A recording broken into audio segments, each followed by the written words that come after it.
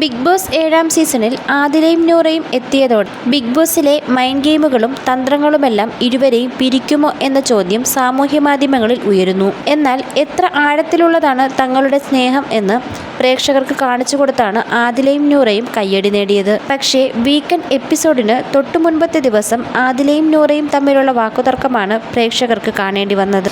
എന്നെ ഷെയ്ഡ് ആക്കുന്നത് എന്തിനാണ് എന്നാണ് നൂറയോട് ആദില ചോദിക്കുന്നത്. ആദിലയുടെ ഹൗസിനുള്ളിലെ ഇടപെടലുകൾ പോരെന്നും എപ്പോഴും ക്ഷീണിച്ച മുഖം പോലെ സങ്കടം ഉള്ളതുപോലെയാണ് തോന്നുന്നത് എന്നെല്ലാമുള്ള നൂറയുടെ വാക്കുകൾ ആദിലയെ പ്രകോപിപ്പിക്കുന്നു. എനിക്ക് ക്ഷീണമുണ്ട്, അത് എൻ്റെ മുഖത്ത് കാണും എന്നാണ് ആദില മറുപടിയായി പറയുന്നത്. എനിക്ക് ക്ഷീണമുണ്ട്, പക്ഷേ ഇവിടെ എനിക്ക് ഒതുങ്ങിക്കൂടാൻ പറ്റില്ല എന്ന് നൂറ വ്യക്തമാക്കി.